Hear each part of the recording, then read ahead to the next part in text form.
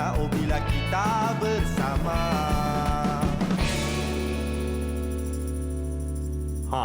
Tak boleh stop. Tak boleh stop dengan lagu intro Borak Kopitiam. Sabar, Pak. Yes, terus bersemangat ceria bagi anda bersama kami dalam Borak Kopitiam hari ini. Hari Ahad 3 Januari 2021. Tahun yang baru, mulakan azam yang baru. Apa yang tak dapat diselesaikan tahun lepas, bawa ke tahun ni, buatkan lebih baik berbanding dengan tahun lepas lah. Apa yang tak selesai lagi untuk Fiona tahun lepas? Mungkin rumah tak siap lagi nak renovate ataupun bahagian-bahagian tertentu tak siap lagi nak ubah suai, tak puas hati lagi. Buat hari ini. Aziz tanya yang Fiona punya. Bukan orang lain punya. Secara tidak langsung Fiona cakap benda tu lah. Fiona tengah renovate rumah ke? Ya, tengah ubah-ubah lah kan. Maklumlah kita duduk kat rumah selalu ni kan. Sibuk-sibuk nak pindah randa. Kita punya sofa kadang-kadang dekat sini. Kadang-kadang dekat sebelah situ. Dekor lah kan. Jadi bagi anda semua yang ada dekat rumah, sambil-sambil mungkin bangun pagi rasa macam nak ubah kita punya kedudukan sofa dan sebagainya. Sambil-sambil tu bolehlah ambil handphone tu, tengok kita dekat handphone, dekat Facebook Live Borak Kopitiam. Sebab apa? Kadang-kadang mungkin anak-anak kita yang ada dekat rumah nak conquer televisyen. Betul tak Aziz? Betul. Nak tengok kartun ke apa pagi-pagi kan. Tak apa bagi diorang tengok kartun, korang tengok kat handphone tu. Tengok dekat Facebook Borak Kopitiam. Okey, boleh komen dekat situ. Bolehlah kita baca kejap lagi apa yang anda ucapkan di pagi-pagi hari ni kan. Tapi tetap kita kena ikut SOP-SOP yang telah pun ditetapkan. Kalau kita nak keluar ke pergi ke mana-mana, elakkanlah untuk kita pergi ke tempat sesak, sembang jarak dekat kan. Sebab kita tak naklah penularan wabak COVID-19 ni terus berluasa. Betul. Sebab kita nak update kepada anda ni mengenai COVID-19 semalam. 2 Januari 2021 ada 2,295 kes baru. Daripada semua tu 9 kes import. Dan kes sembuh agak tinggi. Ada 3,321 kes sembuh. Betul. Dan kalau kita lihat kan sekarang ni 3,321 adalah jumlah kes sembuh yang baru mengikut semalam. Ini mengikut pecahan negeri. Kalau kita tengok daripada negeri-negeri ini, yang antara yang tinggi di Johor, di Selangor, di Pulau Pinang juga tinggi, di Negeri Sembilan, Sabah. Dan kalau kita lihat kebanyakan negeri semua bertambah kes baru tahu. Ini kalau kita tengok kat Negeri Sembilan. Okey, kalau kita nak tengok, kita tengok kan sekarang ni kes-kes di certain negeri makin menaik. Maksudnya kita kena sentiasa jangan apalah ambil tahu dan juga update kita punya, kalau boleh kan update kita punya MySejahtera punya app tu. 9 kluster baru Fiona. Kalau kita tengok ini antara kluster-kluster yang kita perlu ambil tahu untuk kita elakkan bersama dekat dengan mereka ini. Jadi sama-samalah kita doakan agar COVID-19 ni hilang lupus daripada muka bumi. Sekarang dah masuk tahun baru ni kan, tahun 2021 ni. Dan insya-Allah kalau kita baca dekat mana-mana social media, dekat berita harian, dekat Harian Metro, insya-Allah vaksin untuk fasa pertama bakal diberikan dalam bulan Februari nanti. InsyaAllah lah. Daripada situ kita tengok ada 1 juta dos yang akan diberikan. InsyaAllah daripada situ kita dapat lihat kehidupan kita mungkin akan berubah balik. Sama-sama kita doakan yang baik-baik untuk kita semua. Baiklah, selain daripada perkembangan COVID-19 yang kita bawakan kepada anda semua, kita juga bawakan antara benda-benda yang viral di social media. Antaranya seperti ada satu kes ni di mana tengah malam pukul 3, bukan tengah malam, pagi pukul 3 ada orang nampak seorang kanak-kanak ni menaiki basikal bersia-sia. Lebih kurang umur 5 tahun kanak-kanak tu memang tak pernah lah. Kita pernah nampak anak-anak budak kecil ni dia berjalan dekat jalan raya seorang-seorang tanpa ada pengawasan daripada ibu bapa. Jadi kalau kita tengok dekat sini kita dah dapat detect dah siapa anak ini dan ibunya telah pun claim anaknya. Betul. Dan anaknya merupakan seorang penghidap autism hyper. Jadi sama-samalah kita ambil kesedaran sedikit mengenai autism ini. Kita patut tahu apa sebenarnya petanda-petanda autism ni. Apa dia punya sikap kan. Jadi anda boleh tengok dekat carilah dekat Google pun dah ada sebenarnya info-info mengenai autism tu. Ni antara videonya. Tengok Kalau orang manusia kau berhenti. Jadi apa terjadinya? Sebab ada sekumpulan pemuda ni, ada 3 orang pemuda ni tengah malam dekat luar, lepas tu nampak seorang kanak-kanak tersebut yang sedang main basikal seorang-seorang. Lepas tu bila mereka panggil kanak-kanak tersebut tidak menyahutnya. Itu yang dia takut. Itu yang katanya jawab. Kalau kau manusia kau berhenti. Tak tahulah pukul 3 pagi kan tiba-tiba nampak seorang kanak-kanak berbasikal dekat jalan raya tanpa ada orang lain. Memang mengejutkanlah. Jadi bila dah tegur, bila dah tengok betul-betul, okey, memang manusia dan seorang kanak-kanak yang mengidap autism hyper. Jadi sama-samalah kita ambil tahu mengenai autism ni supaya kita dapat sedikit pengetahuan mengenai penyakit tersebut. Kita ambil macam Haziq tadi cakap, kita sarankan semua orang untuk ambil tahu autism tu macam mana. Pakailah Google kan, kita cuba cari maklumat tentang autism ni. Bila kita sebut tentang social media, tentang Google dan sebagainya ni kan, kita boleh menggunakan platform-platform social media ni untuk perkara yang baik-baik. Antara contohnya macam sekarang ni, kita boleh sebarkan benda baik-baik, berita yang baik-baik dan juga mungkin cari jodoh. Okey. Sekarang trend dekat Twitter, from this to this. Gitu. From this tu ada screenshot dia punya chat. Suami dia mungkin first chat bersama dengan dia ke kan.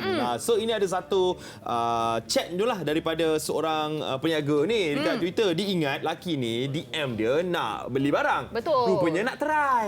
Bukan try. Nak try maksudnya nak berkenalan. Berkenalan lah. Rata-rata netizen yang telah baca klip ni katanya sangat comel bila lelaki ni yang dikenali sebagai Lan ni, bila dia cuba untuk mengenali perempuan ini, katanya sangat peramah, sangat sopan. Rata-ratanya mereka cakap jealousnya, saya pun harap jodoh saya sampai macam ini. Ya, sebab lelaki ni dia tak ada tapis-tapis dah, terus direct dia cakap nak berkenalan. Memang mungkin cara dia agak direct sikit kan. Tapi itulah dia, lelaki yang straight to the point ni adalah seorang lelaki yang gentleman.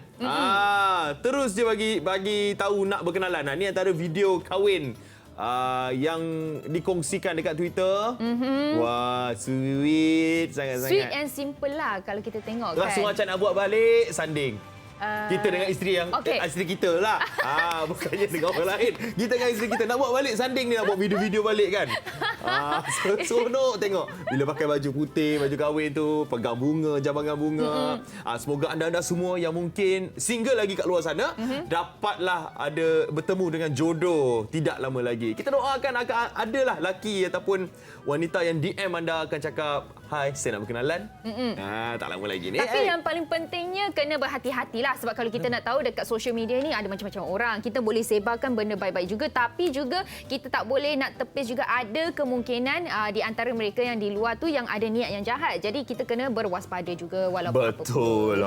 Takut nanti ada perkara tak diingini berlaku sebab kita tak kenal kan dengan orang yang di social media ni. Jadi sebelum kita nak bersama dengan mereka, nak berkenalan dengan mereka tu, selidik dulu latar belakang dia sedikit. Alright, okey, itu dia social media. Tapi ada satu lagi lah pasal social media yang kita nak kongsikan kepada anda, pasal gambar profil. Kadang-kadang gambar profil ni dia edit, dia tukar dia punya tu 360. Lepas tu sebab apa? Sebab dia rasa dia tukar macam tu, bagi dia nampak cantik. Sebenarnya anda dah cukup cantik dah. Keadaan anda macam mana pun anda dah cukup cantik dah. Cukup sempurna dah sebenarnya. Cakap pasal sempurna ni kan. Hari ini kita nak cerita mengenai kecantikan fizikal. Sebab kita ada kecantikan dalaman, kecantikan luaran. Kecantikan luaran tu mungkin ada orang yang terlalu menitik beratkan, terlalu fikir pasal kecantikan luaran ni. Dan juga sebenarnya kalau nak tahu kecantikan fizikal ni, dia adalah subjektif. Setiap orang dia mempunyai definisi terhadap cantik tu berlainan. Jadi bagi anda semua yang ada di rumah, apa kata anda? Anda rasa cantik itu macam mana? Kongsikan bersama dengan kami di ruangan komen yang ada di bawah dekat Facebook Borak Kopitiam. Kejap lagi mungkin kita akan ambil masa untuk bacakan komen anda. Ya, kan. Sebab mungkin ada orang tengok seorang, contohlah macam lelaki dia tengok seorang wanita ni, dia kata macam ini taste aku. Yang ini taste saya. Itu taste awak. So lain-lain taste-nya kan. That's why lah ada orang yang mungkin berkahwin, kita tengok dia punya perkahwinan kan. Kita nampak macam okey, mereka adalah sesuai, merpati dua sejoli. Kan? Merpati dua sejoli. Okey. Betul lah. Saya belajar perkataan baru. Baru belajar hari ni merpati dua sejoli tu. Alright, hari ni kita nak bercerita mengenai kecantikan fizikal. Ada macam-macam perkara yang kita perlu tahu. Kejap lagi ada cerita mengenai suku-suku separuh. Makanan kita kena jaga. Kalau kita nak jaga fizikal kita, kita kena jaga makanan kita. Betul. Jadi anda semua yang ke mana-mana, kita kembali selepas ini. Suku-suku separuh.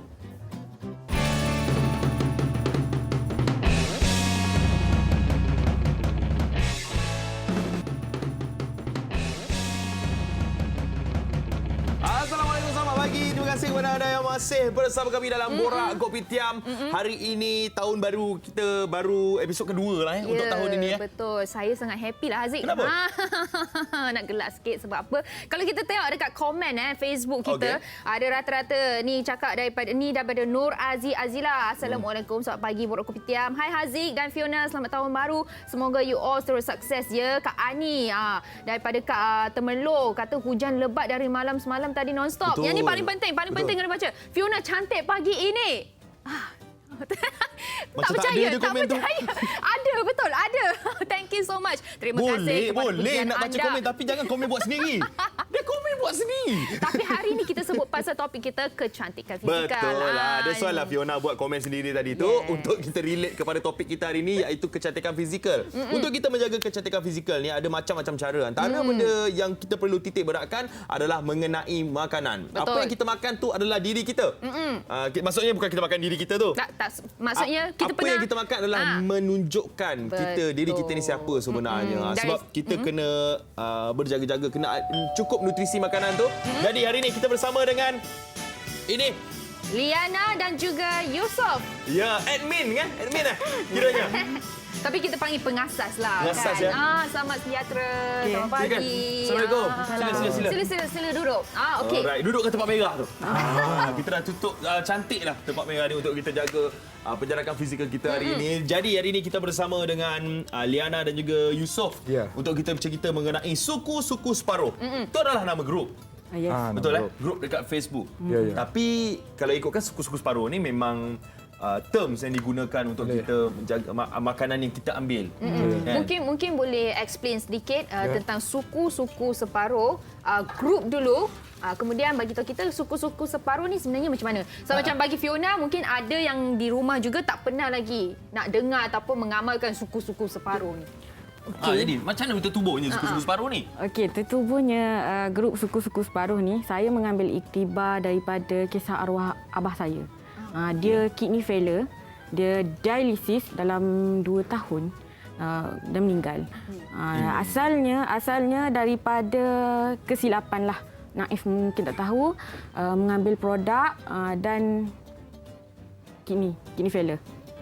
Dialisis, dan bila dah kidney failure, jantung, kencing manis, darah tinggi, gout, asma, last vocal cord palsy yang dia meninggal lepas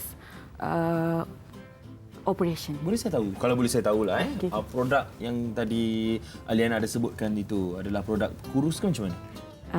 Produk untuk lelaki. Lelaki. Okay. Kurus pun boleh kena kidney failure. Pun boleh jugalah. Sebab kita tak tahu apa side Kandungan. effect produk tersebut. Tapi bila Liana kata tadi, selepas itu Liana mengambil pendekatan untuk buat grup suku-suku separuh ni. Kenapa suku-suku separuh yang dipilih sebagai nama grup? Okey, untuk grup suku-suku separuh ni, sebenarnya suku-suku separuh ni term daripada KKM. Alright, Kementerian Kesihatan punya term untuk suku-suku separuh. Sebenarnya suku-suku separuh ni adalah satu portion ataupun satu sukatan makanan sihat. Ya, suku-suku separuh, maksudnya suku untuk karbo, suku untuk protein, separuh untuk fiber, sayur semualah, buah tu. So benda tu pun ada dalam pinggan sihat KKM. Kementerian Kesihatan punya tu. So kita buat grup ni untuk memberi penerangan lebih lagi lah pada orang ramai. Kadang-kadang orang ramai ni dia salah faham. Salah faham tentang diet. Bila diet je tak boleh ambil makan ni. Diet je makan hanya makan ini. So untuk grup ni kita buat sebenarnya diet dan pemakanan harian kita sebagai orang Malaysia ni, yang macam-macam makanan ada dekat Malaysia ni, boleh ambil. Cuma portion saja dikurangkan. Portion saja dikawal. So DSS ni lebih kepada portion. Okey, faham. Jadi untuk grup suku-suku separuh ni, sambutan dia macam mana? Kebanyakan orang masuk dalam grup ni, adakah mereka dah memang tahu tentang suku-suku separuh? Lepas tu mereka memang sentiasa minta update untuk bagi pandangan, dan suku-suku separuh pun akan bagi dia cadangan untuk makan apa. Untuk suku-suku separuh ni sebenarnya dia pelbagai. Yang masuk grup ni pelbagai. Ada daripada yang orang kata coach, ada daripada dietitian, ada pada orang yang baru nak diet. Doktor pakar. Dia semua berbagai. Dia share kat situ. So dalam grup sukus paruh ni dia punya ahli lebih kurang dalam Tadi saya tengok 400,000 lebih. hampir Ramai, 500,000. Kan dekat 500,000 grup, ahli grup ni. So sebenarnya kita nak bagi tahu yang rakyat Malaysia ni ramai yang nak menjalani gaya hidup sihat. Betul tak? So dia kena ada orang yang dorong dan juga guide. Ada komuniti yang support. Komuniti yang support tu. Contoh support. macam kita nak tanya Liana lah. Macam mana cerita Liana sendiri untuk menjalani gaya hidup yang lebih sihat? Mungkin ada cerita bagaimana bermulanya selepas kan tadi Liana dah cerita selepas arwah ayah mengidap penyakit. So Liana sendiri macam mana nak terapkan gaya hidup sihat dalam hidup Liana sendiri? Okey, pada tahun yang sama, tahun 2018 saya meninggal, saya disahkan mengidap PCOS, Polycystic Ovary Syndrome, masalah hormon, period tak teratur dengan endometrial hyperplasia, prakancer endometrial, dinding rahim, prakancer. So, saya okey, saya positif. So, saya kahwin pun dah 6 tahun, belum pernah mengandung. Jadi saya minta refer kepada bahagian ONG dan kemudian doktor refer saya kepada pakar pemakanan, jumpa dietitian. So di situlah saya dengar, saya kenal di SSF ni. Kemudian saya rasa macam kena cari group support ni. Sebab bila saya nak buat tu saya cari tak ada orang buat DSS ke, tak ada orang share ke dekat Facebook. Yang adanya hanya doktor-doktor dietitian je. Masa tak familiar sangat lah. Yang familiar masa tu diet yang tak makan nasi, diet yang makan lauk saja. Masa tu. Jadi saya kata kena cari grup support. Tak apalah, aku buat je lah grup ni. Saya seorang-seorang je. Rasanya dalam 2-3 bulan saya seorang je dalam grup tu. Lepas tu ada Seorang-seorang je dalam seorang je dalam tu. So update lah sendiri. Tapi update, tak update lah. Cumanya saya keep follow dengan pakar, dengan pakar pemakanan. So dari situ berat turun apa semua. Saya kata saya pun ada ni viral dia Itulah dengan, kita nak tahu cerita pasal Yusof kejap lagi lepas cerita ni viral dengan isteri dia. So saya pun copy link tag dekat dia punya post. Kemudian Yaya dengan Yusof ni tengok, dia orang join. So masa tu lah bom naik. Okey, tadi Liana ada cakap pasal Yusof viral. Sebelum ini Yusof berapa berat Yusof sebelum ni? Pernah mencapai 105 kilogram. Sekarang 75. Macam mana Yusof boleh turun sampai 30 lebih tu? Tu mula-mula saya pun macam tak percaya tau. Benda ni boleh. Sebab dulu saya ni memang orang kata mula-mula Yusof, ya. awak dengan isteri. Yang ini berapa lama ni? Berapa tahun lepas? Saya start diet hujung tahun 2016. Okey. Bulan 12. So, saya punya target masa tu untuk Hari Raya 2017. Saya dah kurus. Target raya kan? Target raya lah. Masa tu dalam mindset cuma nak target raya je. Tapi bila tengok first kali yang buat diet ni adalah orang rumah saya. Dia buat diet, lepas tu saya masa tu masih tak ada kesedaran lagi lah tentang ni. Masih orang kata makan ikut dan air manis bergelas-gelas kan. Lepas tu dalam masa sebulan 2 tu saya tengok dia ada perubahan. Dia ada perubahan kan. Macam takkan nak isteri je kurus, suami gemuk gedempol kan. Lepas tu saya pun dia follow lah. Follow dan saya kata bila saya follow at least dia masak ke apa ke just satu hidangan je dua-dua boleh makan kan. Kalau tidak kan dia masak untuk dia, saya masak makan tu dah jadi.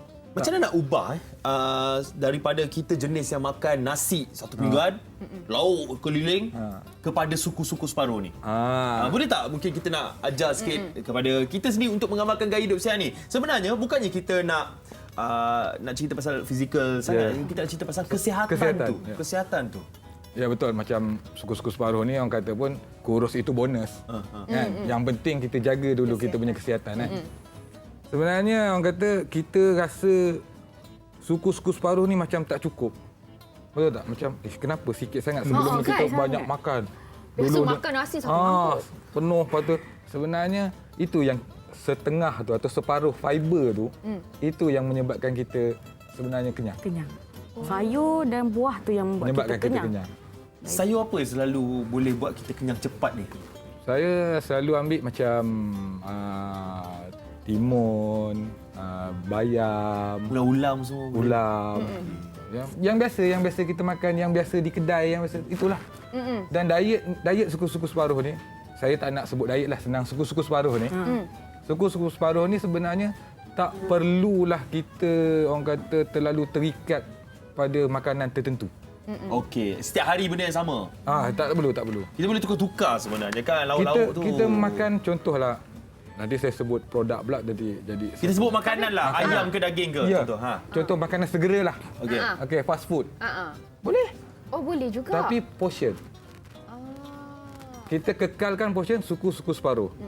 Tak semestinya bila kita contoh diet, tak boleh ambil ni. Diet tak boleh ambil ni. Itu saya nak orang kata perbetulkanlah pandangan tu, stigma tu. Mungkin ada diet-diet tertentu yang menghalang. Tapi untuk DSS, benda ni tak apa. Cuma portion. Okey. Sebab DSS ni ditubuhkan khas untuk portion ni. Kita tak nak orang yang mula mengenal diet ni cepat bosan. Rasa susah.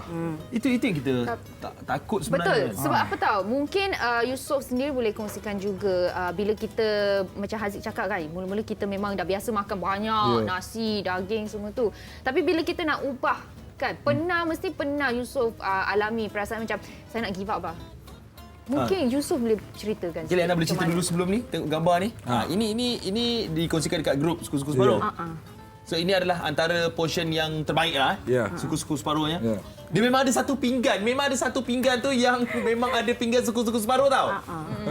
Banyak jual. Ni orang kata pinggan hostel ke apa ni, Lena? Tak. Kat hostel selalu ada pakai pinggan ni. Saya ada. Tapi KKM pun ada mengeluarkan satu setiap dia punya apa? Yang tu ditulislah Carta. dekat pinggan tu. Okey. So macam saya sendiri, saya kalau diet memang saya tak masak.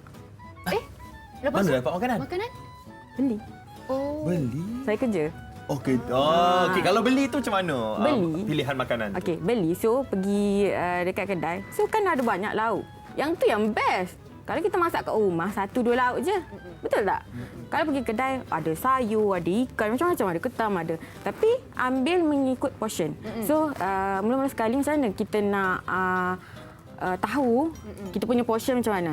Okey, saya minta lah kalau orang yang ada penyakit, saya minta refer dulu dengan doktor atau refer dulu dengan doktor berapa kalori yang patut dia ambil dalam sehari. Sebab lain orang, lain keperluan dia. Macam saya kurang aktif. Lain keperluan. Orang yang selalu bersukan, lain keperluan. Okey, orang yang sakit, kencing manis, lain keperluan dia. Orang sama juga macam dengan orang yang ada sakit buah pinggang. Air dia tak boleh melebihi lebih kurang dalam satu botol 500 ml tu. Tak boleh lebih dalam sehari. Lebih jam. Itu yang saya tekankan sangat. Kita nak hidup sihat, tak perlu ubat yang terjual di pasaran. Ubat doktor lain. Kita kena check, kita kena kenal diri kita dulu. Tak perlu suplemen. Okey, jadi KKM dah gariskan panduan itu bagus, sangat bagus. Saya suka sangat sebab sebelum ni saya ada buat macam-macam diet, tapi tak kekal. Yang paling saya suka DSS. Okey, jadi untuk kita tahu sukatan, mungkin macam kita orang kata kadang-kadang menggenggam nasi. Macam mana nak genggam nasi? Macam mana nak genggam macam ni tu? Nak Ikut nak genggam besar Bila boleh masak tak? dia jadi lain. So, dekat rumah kita tu Genggam dia. ada teh yang minum kopi tu, yang kecil tu. So, nasi dalam periuk tu gembur-gemburkan, masukkan dalam kita punya cawan tu. So, letak dalam nasi, kemudian ratakan. So, kalau kita pergi kedai pun, kita agak-agak banyak tu lah kita senduk nasi dalam pinggan. Kalau orang kedai sediakan pun, minta kurangkan. Yang lepas tu sekutul ayam ataupun seekor ikan atau yang lauk-lauk lain lah yang protein. Kemudian fiber dengan fiber tu sayur dengan buah. Separuh pinggan yang tu mengenyangkan. Kalau tak percaya, cuba buat ambil sikit sayur fiber. Kemudian nasi suku, protein suku, awak akan rasa lapar sangat. Dia kena separuh Okey. tu. Nampak gayanya kan ada banyak lagi kita perlu belajar untuk terapkan suku-suku separuh ni. Bagi anda semua yang ada di rumah rasa macam saya pun nak try lah. Mungkin boleh bagi tahu Facebook suku-suku separuh bagi mereka yang nak follow. Okey, yang nak follow kita buat grup lah. Sebab page saya tak ada. Saya grup. Okey, yang tertera di kaca TV sekarang adalah page suku-suku separuh. Grup suku-suku separuh. Yang ini page ni. Saya grup. Grup. Oh, dia ni page awak punya grup. Saya punya grup. Okey, kalau grup tu kita tekan je nak join, nanti Dia diet suku-suku dia nak separuh. akan ni. Oh, nama grup tu adalah Diet Suku-Suku Separuh. Okey, ingat nama grup tu Diet Suku-Suku Separuh. Ada cari grup tu, tekan join, nanti Liana dan juga Yusof akan approve lah. Approve masuk dekat dalam grup tu. Saya nak claim awal-awal ke, saya minta maaf, tak boleh jual sebarang produk, tak boleh iklan. No. Ini betul-betul nak sihat. Yes. Ini betul-betul nak sihat. Okey, terima kasih kita ucapkan kepada Yusof dan juga Liana. Sebenarnya banyak benda yang kita nak tanya, nak borak lagi. Kan? Tapi itulah masa tidak mengizinkan Liana dan juga Yusof. Tapi tak apa. Boleh join grup. Boleh Tak join apa, grup. nanti kita sambung. Kita ada lagi. Sambung kejap lagi. Okey, bagi anda semua yang nak tahu lebih lanjut, jangan ke mana-mana. Sekarang ni kita nak tunjukkan anda satu video yang kita telah sediakan untuk anda semua. Ya, sebab sekarang ni mungkin ramai yang pernah dengar cakap pasal body shaming. Body shaming bukan untuk yang badan besar saja, berbadan kecil, yang kurus juga pernah di body shaming. Jadi kita ada sediakan sedikit VT untuk anda. Jom kita saksikan.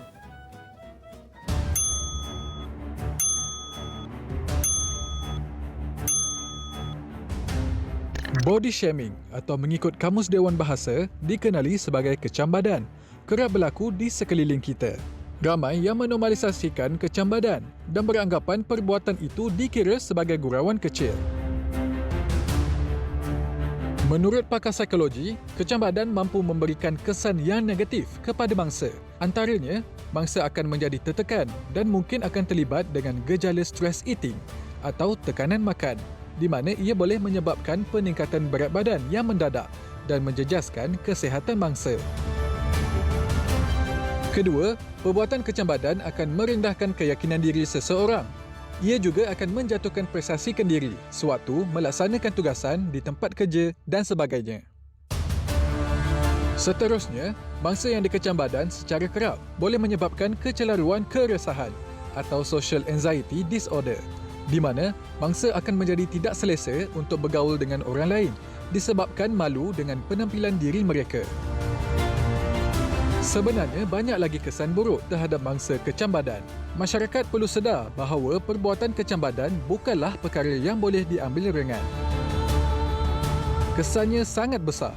Bukan sahaja emosi, malah psikologi dan kesihatan mangsa turut menerima padahnya. Oleh itu, kita kena sentiasa tanamkan sikap prihatin di dalam diri supaya dapat hidup dalam persekitaran yang positif dan harmoni. Macam jadi apakah definisi cantik untuk anda semua? Adakah dari segi fizikal, rupa paras wajah ataupun dari segi kesihatan tubuh badan? Kalau bagi anda semua dah rasa macam kita dekat rumah dah makan sihat-sihat, kalau kita nak bersenam semua tu tak payahlah, tak usahlah. Jangan, saya sarankan anda semua jangan. Cuba contohilah macam Haziq ni, datang set bekerja pun bersenam, nampak? Okey, sebenarnya bersenam ni kat mana-mana pun boleh, betul Jonathan? Betul. Ya, jadi hari ni kita nak cerita pasal senaman di rumah bersama dengan Jonathan Richie Lai Good morning. Siap ada trademark. Yang nak ceritakan pasal antara senaman-senaman yang kita boleh lakukan di rumah. Yang selalu duduk kat rumah ni suri rumah tangga. Yes. Yang boleh try gunakan minyak boleh. Angkat minyak masak. Minyak masak tu kan? 5 kilo. Ayo. Macam tu. Okey, jadi mungkin hari ini Jonathan boleh bagi tahu kita apakah antara senaman yang kita boleh lakukan dekat rumah ni. Alright. Good morning Borak Kopitiam viewers and watching. Thank you so much. Okay, by the way, senaman yang paling mudah untuk semua orang, semua tak kira lelaki ataupun wanita, boleh join, boleh buat senaman tu ialah senaman tangan. Namanya. Okay. Haziq dengan Fiona. Okey, senaman tangan Alright. Basically, semua orang awal pagi bangun. So, we do some flexibility and mobility. So, we need to say like this. Okay, go slow. Yes, if you heard like, okay, bunyi krak-kruk, it's normal. Kejap, Normal. saya tak ada krak-krak. Yes. Saya tak normal ke? Krap, kum, kap. Okay, Itu dah lain dah. Alright. Mobility. Alright. Okay. Go slow. Ni kira macam regah badan lah ni. Yes. And then kena balas balik. Okey. Each morning when you wake up. Alright. Yes. Setiap Okay, pagi then. bila kita bangun, Yes. kita kena buat regangan Yes. ni. Badan lah. Sampai the bunyi dia hilang. Sebab normally it's like that when you wake up in the morning, you kena stretch badan. Oh. Dah hilang, dah hilang. Yes. Okey, dah hilang. Oh, dah. Dah hilang dah. Alright. Awal pula hilang pagi ni. Okay, untuk yang suka duduk di rumah ke atau apa semua, selain daripada itu kita do like deep squat. Okay. Okey. So I shall do like this. Okey. So basically, kalau ada masalah lutut, jangan terlalu rendah. Just a normal one. Just go like this. But remember guys, do not lock your knees, okay? Jangan keras macam ni. Okey. Just go smooth. Because kita buat senaman dekat rumah. Okay, just a few set like 20 seconds. Should be fine. Okay, let's try. Okay, together. Dah try 20 second dah? Belum lagi. Oh, belum lagi. Main tipu. Baru nak try. Okey, Okay, kita jom buat kita try. 20 kali ke ataupun 10 je lah. Okey, 10 kali lah, 10 kali Alright, lah. 3, 2, 1, okay. 10. 1, 2, Yes. 3, They're good and amazing. 4, 5, Yes. 6, 7, 8. Dah rasa panas-panas Okay. dah? 9, 10. Okay, let's hold there. Hold bangun. Okey, Yes. turun balik. Hold there. Yes. Okay. Apa yang kena buat ni? Yes. Senaman kat rumah. Okey. Oh. Alright. Relax. And up again. Then you feel the Weh, stretching. boleh yes. rasa macam Alright? panas. Bagi anda Walaupun yang just- ada dekat rumah, boleh try sambil-sambil tengok kita sambil Yes. buat juga. Sekarang guys, jangan duduk diam. Okey. Okay, kena buat. Buat sama-sama. Kita tunjuk ni supaya anda pun boleh buat. Sambil-sambil Betul. tengok TV kan, sambil-sambil kita buat sama-sama kita punya senaman ni. Okey, Okey. next. Alright, next one. Kita try buat, we call it deadlift. Alright? So, it's not about like... Bukanlah. Okay. Bukan No. tu. Okey. Just a simple one. Ingat sekali lagi, jangan lock your knees. Jangan kunci lutut anda. Set ni. Slowly, soft. Oh, slowly, Yes. perlahan-perlahan Yes, je. pelan-pelan. Okey. Okay, some like... Okay, so Dia you have to like... slow. Slow and Slow. easy. Alright, let's go for... How many? 10, enough. 15 lah, 15. Jangan. 10. Okay. 10 minta lebih pula. Okay, let's... Okay, 3, 2, go. 1. Yes, alright. 2. Slowly, Oh, yes. konon-konon angkat kotak. 3, Yes. 4, Konon-konon angkat kotak 5, 6, 7. Sakit juga ya. 8. 9, 10. Slowly up, yes. Nak Alright. stay tak? Tak payah stay. Okay. Yang It's ini okay. sesuai bagi siapa ni? Semua orang ke? Semua. Semua orang boleh buat lah. It's Okey. good for warming up your body during every activity that you do. Okey. Ini tanpa pegang barang apa-apa. Tanpa. Kenapa saya dah rasa macam tak rasa tangan? Yes. Baru buat sikit tau. Pernah push up. Ini baru Tak payah dalam push up hari tiga exercise yang kita buat ini. Yes. Sebenarnya Okay. banyak Ada hip opener. Okey. Alright, hip opener. Just do slowly. Oh, ni macam tai chi lah. Yes. Okey. Macam ni. The hip Okey. opener. Okey, yang ni berapa kali kena buat ni? It depends. Oh. Seminit, 2 minit. Haziq, okay. awak langkah pergi mana ni? Tak ke belakang. Tak ke belakang tadi. So this one is good bila buat flexibility because we are all like keluar berjalan biasanya. Okey, berjalan pun SOP guys. Tolong. Okey. Alright. Tapi masalahnya kan mungkin ada sesetengah individu macam Haziq tadi, kita suruh buat 10 kali, dia minta 15 kali. Overdo. Kan? Boleh tak kita overdo? Overdo depending on what activity kita nak buat pada hari itu. Okey. Kejap sebelum tu, Haziq, dah. Dia Saya tak boleh risau stop. dah tengok awak. Okey. Boleh. Sebenarnya boleh when you do overdo. It depends on activity yang kita nak buat setiap pagi ataupun setiap apa kita nak buat hari itu. Contohnya kita nak pergi hiking. So you have to warm up your body like 10 to 15 minutes before you go for hiking, before you want to do any kind of work. Tapi kan, kalau overdo yang sampai melebihi tahap kita Tahap punya kemampuan kita. It will cause injury. Okey. Macam mana Jangan kita lebih lah. Tapi macam mana kita nak tahu kita telah overdo sampai badan kita punya kemampuan? Sometimes when you see some people like bila dorang buat kan, dorang keep on like pushing sampai dah penat dah macam pucat, they're still doing. Okay. That will cause the injury there. Sebab apa tahu Jonathan, saya pernah dengar orang cakap juga, bila kita nak exercise, kita nak buat badan kita kan, kita kena buat sampai badan kita rasa kita tak boleh go. Time tu lah kita punya Yes. badan akan more efficient. Yes. You can push until the max, but there's a limit there. There's a wall like pump, pump slowly, pump, slowly, pump, then to the next one. Okey, Yes. so dia kena slowly lah. Tak adalah kita terus buat senaman tu, dah settle yang ni, buat yang tu. Yes. Settle yang tu, buat yang ni Betul, kan. betul. Semua nak kena buat ya. Yes. Okey, tapi kalau dekat rumah ni, Yep. kita nak cerita senaman ringkas dekat rumah ni lah. Ringkas, Adakah okey. kita boleh buat senaman ni hari-hari ataupun kita Hari-hari kena boleh. buat 2 atau 3 kali sehari? Seminggu. Seminggu tu sebab kita duduk rumah, then yes. So every day boleh buat, setiap hari boleh buat. Tak Tapi ada kan, masalah. Yes. Jonathan, saya ni isteri, seorang isteri, Yes. seorang ibu juga di rumah. Takkanlah saya tiap-tiap hari saya nak duduk kat situ. Macam tu kan. Saya ada dekat dapur juga. Saya Yes. kena masak. Yep. Mungkin boleh bagi idea sikit. Saya boleh okay. exercise apa dekat dapur. If you pakai have peralatan like a dapur. table or whatsoever. Okey lah, contoh dalam table. kita- Contoh lah table. Contoh. Ayo. Contoh. Contoh ni table. Okey. Alright. Okey. What you can do? Berat atau table ni? Berat Berat. Dah angkat dah. Exercise Okay. Ataupun kerusi dekat rumah, ataupun dekat dapur. So you can do like this. Alright. Just a slow one. Sambil Kopek potong, bak- sambil potong. Macam ni. Saya try. Okey, cuba try. Mungkin kita tengah kopek bawang ke Alright. apa kan, garlic kan. Kopek-kopek meja. Kan. Kalau suami saya tanya kenapa ni, exercise bang. Ni macam tu kan. Boleh? Marah macam tu. Jangan, itu pisau jangan. Okey, so Tapi bagi ini kat rumah idea punya sikit bagi senaman anda lah. semua. Yes. Kat dapur. Yang paling semua orang tahu, orang tahu is this This one. sit up Makin Yes. mencabar ni. Ya, makin mencabar. Jadi potong bawang dari sini. Okey. Menangis nanti. Agak gurau kan. Jangan buat perkara tu. Kalau tiba-tiba korang tengok Jonathan punya muka lain kan, sebab ini belang rambut panjang dia. Okey. It's all pendek. Okay. So you can do like this. And actually like this you can do. Sambil tunggu nasi masak. Sambil tunggu nasi masak ke. Alright. Sambil tunggu siapa-siapa nak datang rumah nak makan free. Yes, okey. Dia menyampaikan aku dia datang juga. Ya Allah, hari ni dia datang lagi. Asyik.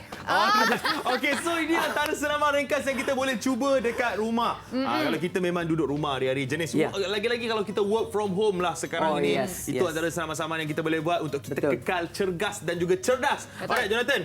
Yes. Kalau Jonathan nak share pasal senaman ni dekat social media, apa nama social medianya? Alright. My IG seperti biasa. Okey, semua Jonathan Richie Lai ada kat sana. Tu. Yes, boleh follow, tengok. Ada Dengan ucapan New Year dia ada, ucapan Christmas. Semua dia ada. Semua dia Alright. Ada lah kat situ.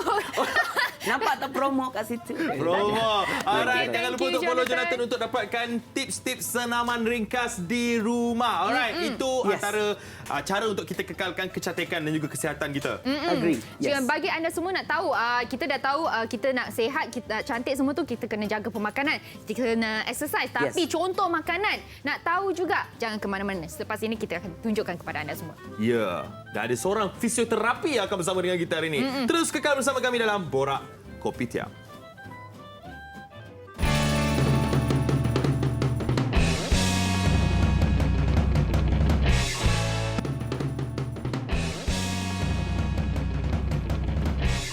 Ya, kalau kita nak makan sihat, kadang-kadang mungkin makanan sihat tu tak sampai kita punya taste tu, cita rasa kita, sedap kita tu yang kita nak makan tu kan. Tapi ada juga makanan sihat yang sedap-sedap yang kita boleh try untuk masak sendiri kat rumah. Betul. Jadi hari ini bersama dengan Haziq dan juga Fiona dalam Borak Kopitiam, kita bersama dengan dua orang adik-beradik ni yang nak kongsikan antara makanan sihat yang sedap.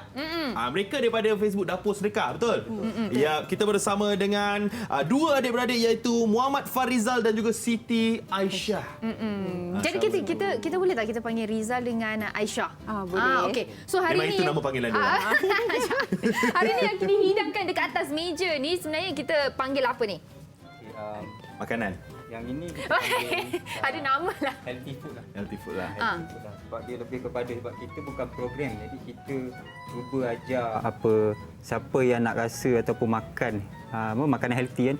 Sebab kita tahu makanan healthy ni dia tak ada garam, tak ada gula, tak ada rasa kan. Tak ada rasa. Jadi sebab tu kita buat healthy food ni dengan cita rasa kita sendirilah. Ya, boleh adalah rasa dia tu. Ada rasa dia. Macam Aisyah memang pandai masak lah. Kan boleh tahulah masak. nak masak apa-apa semua kan. Tahu. Untuk kita dapatkan makanan sihat yang ada rasa ni, apa je yang kita perlu letak, apa je yang kena ada dalam makanan tu? Kita kat sini kita letak garam bukit, lepas tu brown sugar kalau kita nak rasa manis sikit. So dengan black pepper lah 3 jenis bahan tu saja. Lepas tu kalau minyak kita pakai olive oil. Oh, jadi macam pure punya. macam orang cakap makanan yang sihat ni tak ada rasa, tak sedap ni semuanya betul. tak betul lah. Sebenarnya kita boleh gantikan dengan macam garam biasa, garam tadi apa? Garam bukit. Dan apa makanan yang ada depan mata kita ni? Mungkin kita boleh ceritakan sedikit, mungkin bagi idea kepada penonton-penonton Borak Kopitiam apa nak makan hari ni? Okey, yang pertama sekali ni pasta lah. Pasta yang ni kita buat collaboration yang mana pasta cili api makan dengan kerabu dada ayam dan salad dan juga kentang lah, keledek ubi. Jadi semua ni ada rasa. Keledek ubi ni manis. Kerabu dada ayam ni pun kita manis dan combine dia sekali. ada masam-masam limau dan cili api dan kita sulam pula dengan sayur yang tawar ni kan. Rasa Itali lah. Memang Itali kampung kan. Limput. Okey, yang kedua ni, apa yang ada ni? Yang kedua ni adalah brown rice, Okey. kuskus. Oh, Pernah okey. dengar kuskus? Pernah. Kuskus dia di atas fatai. ni. Kuskus ni dia daripada sepihan gandum lah gitu, bijirin lah. Dan dia lemak bijirin tapi lemak yang tak ada kolesterol. Sebab dia dengan nasi bagus kuskus lagi. Oh, inilah kuskus tu. Tapi belah-belah Afrika, belah-belah Timur Tengah lah yang banyak makan. Makan kuskus ni. Kalau Timur Tengah tu kalau kita tengok kan diorang ada makan dengan sup. So hari ni kita combinekan dengan nasi. Itu ikan kembung paste, tauhu dengan telur. Alright, dan Okey. yang kedua. Yang ketiga ni idea lagi. Ni macam salmon. Itu memang salmon. Salmon ni yang mana sebab yang ni saya masak sendiri, jadi dia punya rempah tu semua daripada herbs. Campak-campak punya rempah. So jadilah. Campak-campak. Mana nak cari? Yang kita ada kita letak Ada dekat dapur sedekah saja.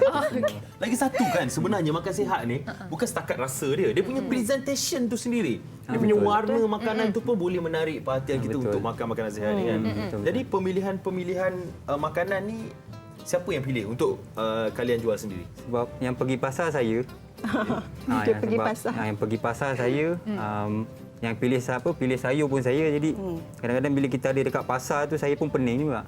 Sebab kita nak colourkan dia tu. Susah Memang susah. betul. Sebab tu daun ni semua hijau. Nak cari yang purple tu dia cari cepat layu. Kena watercolor dulu orang sayur tu. Kalau watercolor kan meleleh apa air tu Tapi kan. selain daripada makanan sihat yang ada dekat atas pinggan sebelah Haziq tu, kita juga ada salah satu pilihan makanan sihat yang kita panggil Vietnamese roll lah.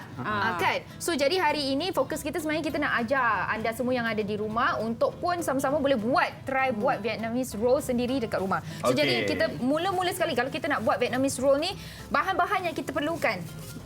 Mungkin Aisyah nak tunjukkan Aisyah, silakan. Bahan-bahan yang kita ada kat sini carrot, Karot, timun jepun, lepas Okey. tu Suun. suun, salad, lepas tu kita ada ni lah ayam, daging. yang ayam daging ni kan, cara kita nak masak tu pun memainkan peranan juga Grill kan? lah. Betul. Kita grill. Kita pakai kita cuma pakai 2 saja. Serbuk black pepper dengan ni lah. Garam bukit. Garam bukit. Mari kita mulakan. Okey. Okey. So kita kena rendam dia dulu. Itu Okey. Vietnamese roll tu Yang ni Itu dia punya popiah roll. Kulit dia. Oh, keras rupanya dia mula-mula. Dia keras. Kalau kita buat macam tu nanti dia jadi patah. So kita kena rendamkan dia Sampai dia lembut. sampai dia lembut. And then baru boleh gulung dia lah. Yang ini boleh beli dekat kedai mana-mana je lah Dekat kan? mana-mana Macam supermarket ada. plastik. Dia macam plastik. Baru Okey. tahu rupanya. Sebelum dia jadi Vietnamese roll tu, dia keras macam tu. Dia Jadi keras. macam untuk satu Vietnamese roll tu, dalam dia wajib kena ada sayur. Betul, sayur, daging. Kalau kita letak buah boleh tak?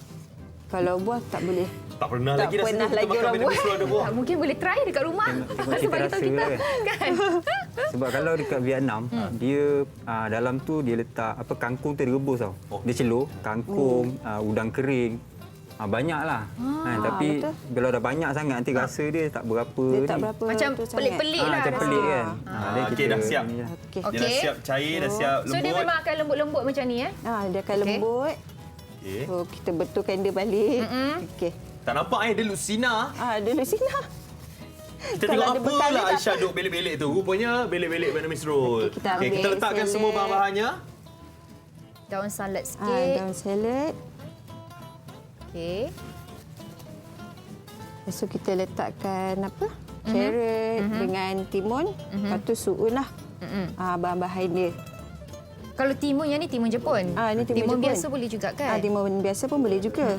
Dia kurang rangup lah. Dia kurang rangup. juga. Dia nak Bunyi rangup dia. kerak tu. Betul. Lepas tu kita letak suun. Okey. Kalau kita nak follow lah FB Dapur Sedekah kan untuk kita dapatkan info nak beli macam mana apa semua. Boleh. Ada Instagram dan juga Facebook. Kalau Facebook kita dah post sedekah. lepas tu kita Instagram dah gulungkan post sedekah dia. official lah. Kita letak Boleh ayam. follow guys. Boleh Ini follow. dia. Social Okey. media Dapur Sedekah. Bila nak buat tu, gulungkan daun salad tu, kemudian kita gulung. gulungkan sikit baru letak daging, lepas tu Daging. sambung Lepas tu gulung. kita sambung gulung. Dah siap. Lajunya. Tada! Dah siap. Breakfast is ready. Ni sesuai untuk makan breakfast, sesuai untuk makan lunch, dinner pun boleh. Dinner pun boleh. Jadi Sangat sihat. senang untuk kita sediakan. Harap anda Dicicak. kat rumah boleh try Dia juga lah. akan cicah dengan sos. Sos tu pun kita dah ubah suai sebab kita dia ubah akan suai. ada rasa, kalau ikut original dia dalam botol tu, memang ada perasa dia semua lebih. Tapi kita kurangkan dia dengan rasa limau, masam, manis brown sugar dan juga pedas.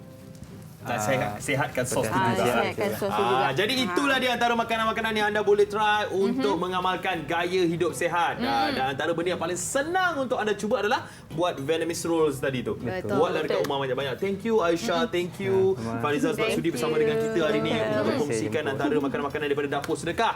Jadi untuk anda semua kalau dah try boleh tag kita dekat Borak Kopitiam, tag Haziq, Yes. tag Fiona. Kalau nak hantar kat kita pun boleh, silakan. Okey, sekarang ni jom kita saksikan ada satu video yang kita telah sediakan untuk anda semua. Ya, artis dan kesihatan fizikal. Jom kita saksikan.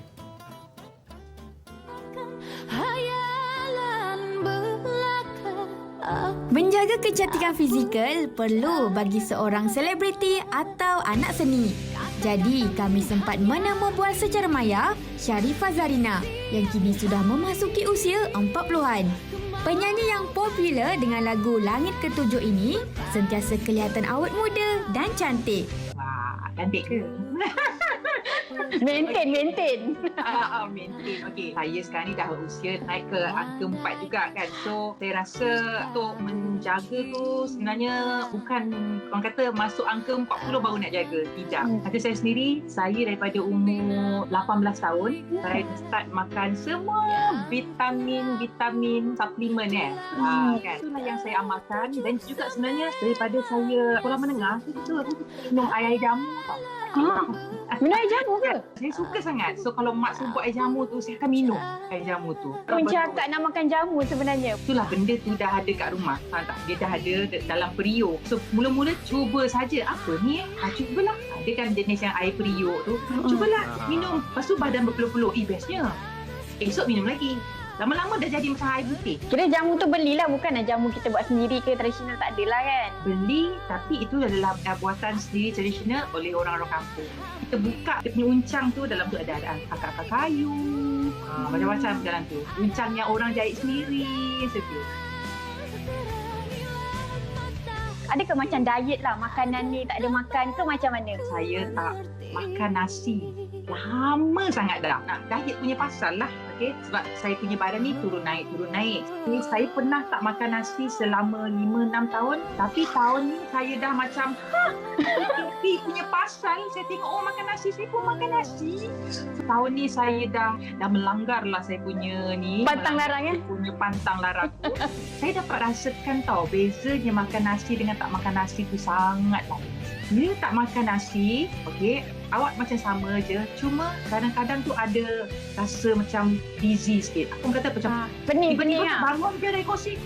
Macam keseimbangan badan tu kurang. Itu yang saya rasa lah ya. Saya tak tahu orang lain. Tiba-tiba tahun ni saya biasakan diri saya makan nasi sekurang-kurangnya 3 hari sekali. Nak masuk balik nasi tu tak boleh, tengok hari-hari pun tak boleh. Okey, saya cuba untuk makan nasi 3 hari sekali, baru try sikit nasi. Tapi saya dapat rasa macam keseimbangan badan tu saya tak ada masalah dah. Tapi kena makan nasi juga dah at least kan?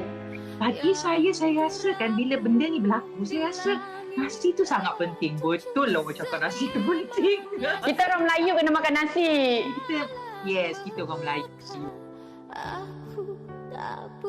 Kalau artis dah meningkat usia ni, dia macam-macam nak jaga kan. Dia tak naklah macam nanti orang tak kenal aku. Tapi sampai sekarang pernah tak macam akak yang macam keluar, ni macam penyanyi langit ke-7 lah. Tapi orang kenal akak ni sebab penampilan akak, kecantikan fizikal akak tu yang buatkan orang kenal akak. Even though bercuti macam ni pun, memang kena bersedialah untuk ditegur. Kat mana-mana lah sebenarnya. Saya kadang-kadang rasa macam, saya dah lama tak menyanyi. Tapi kenapa orang ingat saya? Saya macam terkejut tau. Especially generasi-generasi yang besar dengan lagu-lagu saya. Ni, kat mana-mana pun, luar kat mana pun, kena nampak kemas. Kena nampak cantik selalu. Kena jaga. Maksudnya, kena jaga. Bukanlah kena make up tu tempat tidak. Maksudnya, nampak bersih, nampak cantik, presentable. Orang tengok pun dia tu lama tak menyanyi tapi dia jaga diri dia. Alright, thank you so much Kak Syarifah Zarina. Okay, Moga cantik selalu Yeah, thank you, bye. Okay, bye. Ya, itu dia Syarifah Zarina bersama Kokok tadi tu. Sebab itulah kita cakap kan dari awal rancangan kita, cantik itu subjektif. Okey, dia cover dari segi fizikal rupa wajah, dari segi kesihatan, termasuklah kita kena nampak kemas. Kemas itu pun cantik juga. Kemas dari segi apa? Bukan saja dari pakaian kita, tapi dari segi penampilan kita, kita punya posture dan sebagainya. Betul, posture badan pun kena jaga. Sebab kalau kita duduk, kadang-kadang kita duduk yang macam gini. Kadang-kadang kita duduk macam gini. Kadang-kadang kita tu kenapa? sengit macam itu. Jadi hari ini kita bersama dengan Muhammad Arif yang merupakan seorang ahli fisioterapi yang akan kongsikan dengan kita mengenai posture badan. Yes. Sebab sekarang ni pun ramai yang work from home. Betul. Arif kan. Ramai yang duduk dekat kerusi lama. Jadi macam mana kita nak cerita pasal posture ni. Tapi sebelum kita cerita pasal posture, kita nak tanya dulu apa itu sebenarnya fisioterapi. Kita bagi introduction sikitlah. Okey, Assalamualaikum dan selamat pagi. Waalaikumsalam. Host kita hari ini, Zik dan Fiona. Okey, fisioterapi. Sebenarnya bila sebut fisioterapi ni memang term dia tu fisioterapi. Fizio adalah fizikal. Setengah negara dia panggil physical therapy. Kerana Malaysia kita panggil fisioterapi lah. Okey, contoh macam Haziq sendiri kan. Apa pemahaman Haziq pasal fisioterapi ni sebenarnya? Fisioterapi ni Haziq bayangkan keadaan tulang badan, keadaan kita punya bentuk badan. Itulah saya pernah pergi fizio? Pernah sekali. Okey. Dia ada tepuk-tepuk belakang saya. Tepuk-tepuk Itu fisioterapi bukan? Itu seafood. Okey, kalau Fiona pula, fisioterapi tu macam mana? Bagi Fiona kan, bila cakap fisioterapi, Fiona teringat cedera, lepas tu kena pergi fisioterapi. Ataupun lepas operation, kena pergi fisioterapi. Okey, betul. Sebenarnya apa fisioterapi? Sebab saya saja nak tahu, saya nak tahu pandangan masyarakat Malaysia terhadap fisioterapi. Sebab kat Malaysia masih kurang lagi awareness terhadap fisioterapi. So, saya salah satu, tujuan saya ke sini sebab nak memberitahu apa itu fisioterapi lah. Okey, fisioterapi ni adalah satu profession kat dalam kita punya profession dekat healthcare kita punya negara Malaysia. Kalau kita kat Malaysia ni kita bawa sains secara bersekutu. Jadinya satu healthcare profession di mana kita membantu individu untuk mengembalikan, mengekalkan ataupun memaksimumkan dia punya fungsi dan pergerakan badan. So kita banyak rawatan lah kat dalam fisioterapi itu sendiri. Antaranya macam senang cakap macam nampak macam urut kan. Kita panggil manual teknik terapi. Dia macam urut tapi bukan urut yang saja urut lah. Kita based on medical punya knowledge lah. And then dalam fisioterapi juga kita ada rawatan, antara rawatan kita bagi adalah macam senaman terapi. Tahu kan senaman terapi? Tahu. And then kita juga akan bagi consultation kepada pesakit cara penjagaan badan untuk nak elakkan setengah sakit tu dan juga untuk mengelakkan menjadi makin teruk. Itulah dia. So apa yang Haziq dengan Fiona bagi tahu tu adalah betul tu fizioterapy lah, tapi bukan secara menyeluruh lagi. Ya, sebab fizio ni banyak benda. Tapi apa kaitan fizio dengan kesihatan fizikal? Apa yang membuatkan kita nampak sihat dengan fizio ni? Okey. Sebelum pergi lebih lanjut, dalam fizioterapy ni kita ada banyak cabang-cabang dia. Yang tulang-tulang tu salah satulah. Ada yang tulang-tulang tu kita panggil musculoskeletal. Kita juga terlibat dengan masalah neurological macam stroke, lumpuh. Okey. Itu memang kena fizio lah. Kita juga terlibat dengan sukan sport. Kalau perasan kalau kita tengok bola apa kan, tengah live, bila satu player tu injured, yang masuk tu fizio lah. Yang datang pegang kaki dia. Betul, itu fizio lah. Biasanya itu fizio lah. Okey. And then kita juga terlibat dengan kanak-kanak yang lambat perkembangan, kita assist dia untuk dia punya pergerakan lah, untuk development dia punya pergerakan. Lambat perkembangan pun ada kaitan dengan kanak-kanak. fizio. Dia ada fizio juga. And then orang tua, warga emas untuk penjagaan. Jadinya untuk pagi ni saya lebih sesuai saya bercakap pasal MS tadi lah, pasal tulang-tulang lah. Berkaitan dengan posture kan. Ya. Okey. Okey, kita nak bercerita pasal posture. Kalau kita tengok Fiona lah. Fiona kalau duduk biasa duduk biasa dekat rumah macam mana? Duduk biasa macam ni. Okey, dari tepi lah. Bungkuk Bungkuk tak? Ke okey macam tu? Okey, untuk posture try Haziq pula, saya nak tengok dulu. Saya. Okey, macam mana saya nak tepi? Okey, macam ni. Alright. Okey, boleh dikira okey lah. Sebab apa? Boleh dikira okey sebab apa? Posture ni adalah kita meletakkan posisi badan kita sama ada tengah bergerak ataupun tengah rest macam ni, tengah duduk diam macam ni kan. Dalam keadaan yang paling kurang energi kita letak dekat structure body kita. Okey. Faham ke? Maksudnya kalau kita dah sengit ke, kita dah letakkan beban dekat kita punya structure badan kita. Okey. Body tissue.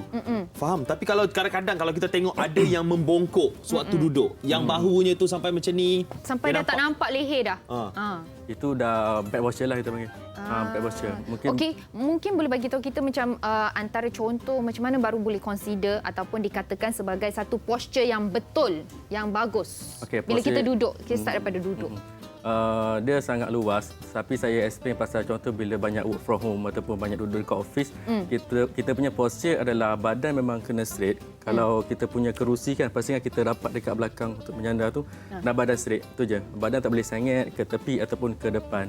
Bila kita kekalkan kita punya alignment, kita punya spine kan, tulang belakang kita alignment yang memang dalam neutral punya alignment, so paling kurang energi lah. Maksudnya paling susah untuk kita kena injury tu. Ni kalau kita tengok yang atas tu yang atas tu betul Yang hijau tu betul. Yang hijau tu betul. Kalau duduk kita punya belakang kena rapat dekat kerusi, and then kaki kita punya lutut kena 90 degree. Pastikan 90 dan tangan bila guna komputer kena straight jugalah. Kalau ada armrest pun boleh 90 degree juga. Tapi kalau kita tengok sekarang Arif, ada kerusi-kerusi yang bentuk dia melengkung.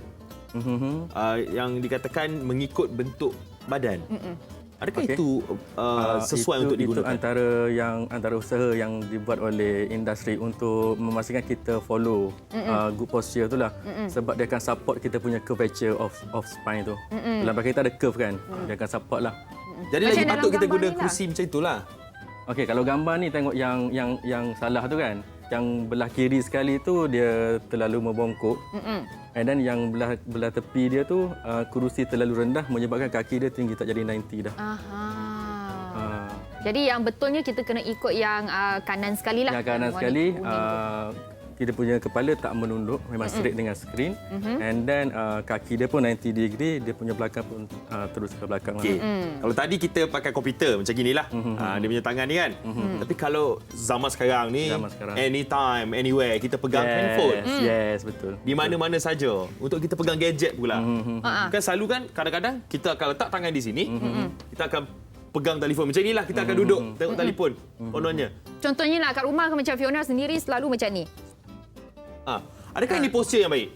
Okey, untuk phone ni kalau tengok ni pun kat dalam gambar tu kan. Ini berdirilah. Sebenarnya ini banyak berkaitan dengan kita punya leher. Kita punya leher memang ada kajian daripada doktor dekat overseas, bukan Malaysia, dekat dekat New York. Dia punya ni bila kita punya kepala dalam straight macam ni, boleh kata hanya 10 pound dalam 4.5 kilogram lah. Bila kita dah ada angle ke depan, kepala akan jadi makin berat. Kepala Boleh buat sakit leher. ibaratnya makin berat lah. Berat yang sama tapi force tu makin bertambah bila ke depan. So kebiasaannya kalau kita menggunakan smartphone, memang confirm lah macam tu. Terutama tengah main game ke apa kan, tengah tengok Instagram Syok ke, sangat tengah kan? baca gosip ke. So, makin lama, bila makin lama makin banyak force tu sentiasa ada dekat kita punya leher. Jadinya boleh menyebabkan kita punya leher akan ada masalah lah. Kalau macam rasa lenguh-lenguh, tu antara benda yang berlaku bila kita selalu dalam postur macam itulah. So bila postur menunduk memang salah. Jadinya apa cara postur yang betul adalah kita bila guna phone, dia nampak pelik sikit tapi kita kena tinggikan phone. Pastikan kepala tidak menunduk. Bukannya macam saya buat tadilah, bukannya macam ni. Salah satunya kalau tengah duduk boleh kita guna tapi mungkin boleh guna dua-dua tapi kita punya spine tu straight. Okey. Jangan menunduk. Tadi kalau saya buat macam gini. Tapi kalau belah kanan kena sentiasa tukar-tukar. Kita nak elakkan balance badan kan? Macam tukar tayar kereta lah, alignment. Tapi the bestnya pakai dua-dua tangan simetri lah. Dan kita punya kepala jangan menunduk lah. Boleh gunakan siku letak dekat lutut lah. Macam the bestnya bila kita menggunakan smartphone ni, tangan kita ke atas dan badan tidak menunduk. Kalau tempat tu sesuai untuk baring, kita baring je lah. Baring tu tempat baring memang. banyak kan benda nak kena tahu kan. Mungkin anda semua yang ada kat rumah kan rasa macam tertanya-tanya, banyak lagi soalan kan. Mungkin boleh kongsikan Instagram bagi mereka yang nak bertanya. Dekat Instagram boleh follow Physiogo lah, boleh tengok kat Physiogo. Macam ni tu. Physiogo official. Dekat sini kita ada bagi tips-tips penjagaan fizikal lah. Sebab kita memang fizioterapi. And then kat situ boleh juga antara pilihan-pilihan nak buat rawatan ke, kalau dah kena masalah sakit sebab posture tadi kan, sakit belakang ke sakit leher. Boleh tengok apa pilihan rawatan yang ada lah. Ya, untuk tahu apa sebenarnya fizioterapi pun anda boleh follow lah Instagram Physiogo. Sebenarnya banyak benda lah kita nak tanya lagi. Baru dapat sikit tadi. Betul. Dengan Muhammad Arif hari ini. Betul. Tapi tak apa, kejap lagi kita akan berkongsi lebih banyak. Terima kasih Encik Arif. Sekarang ni kan, saya nak buat yoga kejap. Oh, yoga pun salah satu cara untuk kita mengekalkan postur badan kan. Senaman Senaman kan? Tapi siapa yang buat yoga ni? Saya lah. Tak. Nak kena je yoga tu. Tak. Jom kita saksikan satu BT ni mengenai yoga. Ramai di antara kita mesti mengidamkan badan yang cantik. Dan salah satu caranya adalah melakukan senaman fizikal seperti yoga.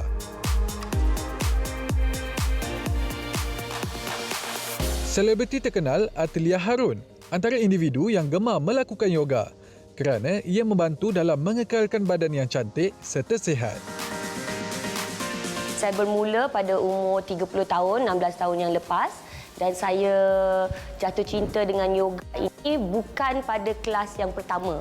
Pada waktu saya start yoga, saya rasa sangat lost dan saya tak faham apa benda yoga ni, kenapa terbalik-terbalik. Lepas tu tak pergi mana-mana ni, duduk dekat satu tempat je tapi boleh berpeluh. Jadi saya cuba dapat lagi banyak information tentang yoga ni lah. Minat yang mendalam dalam yoga membuatkan anak kelahiran Muar Johor ini menimba ilmu tentang senaman dengan lebih mendalam. Kini, Atlia merupakan seorang guru yoga dan sering mengadakan kelas di dalam studio yoganya sendiri, iaitu Hippie Hub.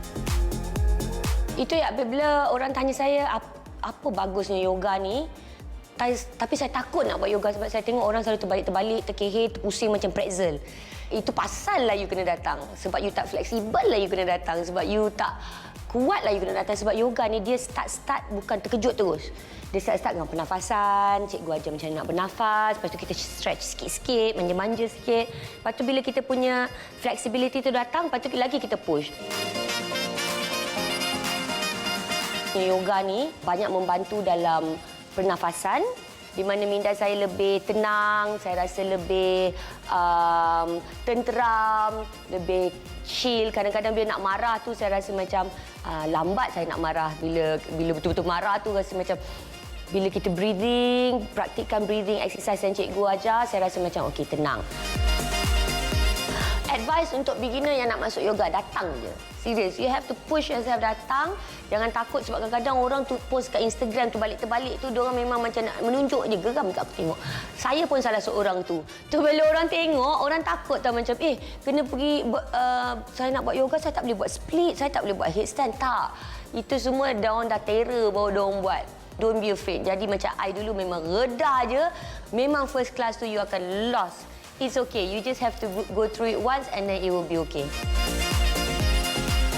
Melakukan senaman yoga memang menyeronokkan. Badan jadi sihat, hati pun senang. Jadi, kepada anda di rumah, bolehlah jadikan senaman yoga sebagai rutin mengisi waktu lapang.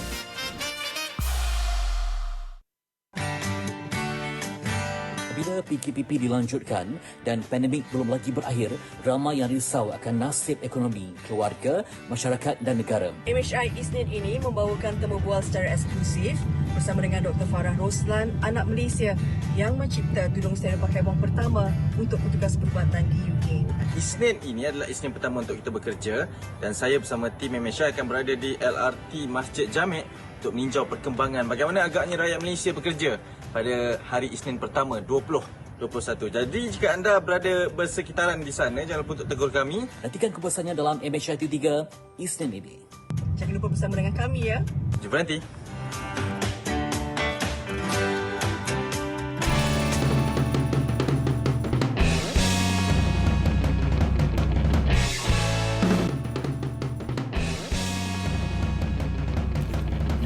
Bersama Borak Kopitiam dan sekarang ni Fiona, kita ada perkongsian daripada Lovella. Jom masuk TV. Terima kasih kepada Fiona dan juga Haziq. Hai, Assalamualaikum akak-akak semua. Siapa kat sini ada masalah suami bila tengok kita je asyik cakap tak cantik lah, comot lah, tak macam sebelum kahwin. Rasa-rasa sebab apa suami jadi macam tu? Lepas tu kerap je tak ada kat rumah kan. Bosan lah kot tengok kita ni. Yelah, nak pergi spa tak ada masa. Nak pergi treatment guna kos yang tinggi. Lepas tu, ada macam-macam je masalah. Tak apa, jangan risau. Hari ni Sophie nak share satu rahsia. Set Lovella, penyeri rumah tangga anda, produk tradisional yang dihasilkan untuk kesihatan luar dalam wanita. Bila akak-akak semua amalkan produk Lovella ni, garanti Sophie jamin suami melekat. Sebab aura wajah naik berseri dan badan wangi secara semula jadi. Biro Malaysia diluluskan Biro Malaysia dan terdapat 8 lamuan semula jadi seperti zaitun, manja kani dan tomato. Tiada kesan sampingan ataupun pantang larang untuk mengamalkannya. Lovella ni memang sangat sesuai untuk dicuba oleh remaja suri rumah tangga. Jangan risau. Lovella ni terdapat 8 ramuan bahan semula jadi seperti zaitun, manja kani. Okey, jangan lupa dapatkan set Lovella ini 3 barang RM100 sahaja. Boleh WhatsApp nombor di bawah sempena Borak Kopitiam hari ini. Dapatkan sekarang. Lovella bukan buat suami jatuh cinta. Lovella bukan buat suami kahwin dua, tapi Lovella buat suami jatuh cinta kali kedua. Terima kasih. Jumpa lagi. Wow. Habis dah? Terkejut muka dia habis tadi. Sebab memang dah habis dah cerita mengenai Lovella tadi. Thank you kita ucapkan kepada Siti Sofiatul Nur binti Mak Isa yang kongsikan kita tadi mengenai Lovella tersebut. Tapi sekarang ini kita nak kembali kepada topik kita iaitu kecantikan fizikal.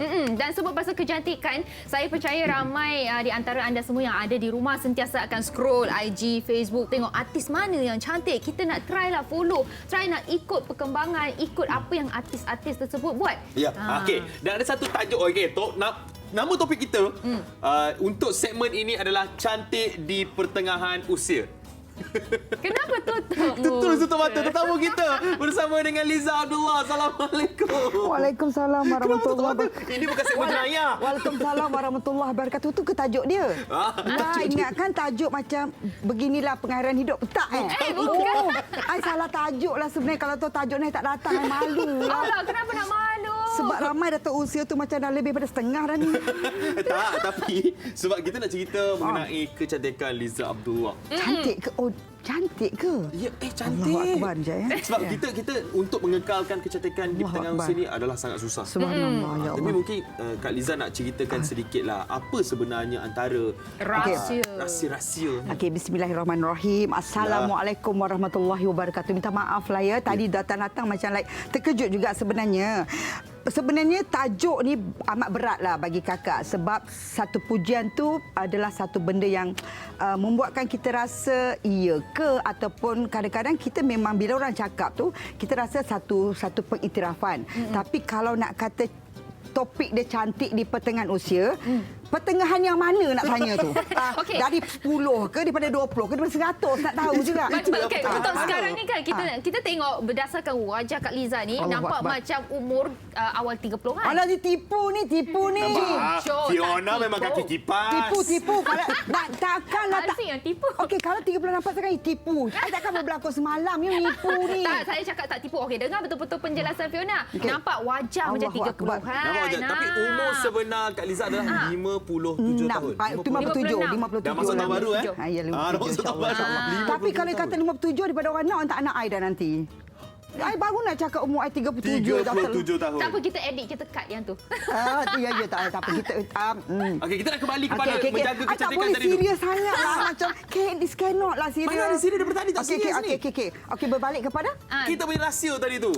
Saya tak tahu nak cakap lah. Saya nak cakap tu, saya tak tahu orang anggapan apa saja pada saya. Kalau orang kata betul, Alhamdulillah. Nak kata rahsia, tak tahulah. Mungkin saya ni, kalau yang kawan-kawan tahu umum tu, saya suka... Allahu Akbar. Saya suka menceriakan orang, saya suka menghiburkan orang, saya suka bagi orang ketawa. Ya, insya-Allah walaupun kadang-kadang diri kita nangis kadang-kadang. Sedih kat belakang. Fikir pasal apa tu?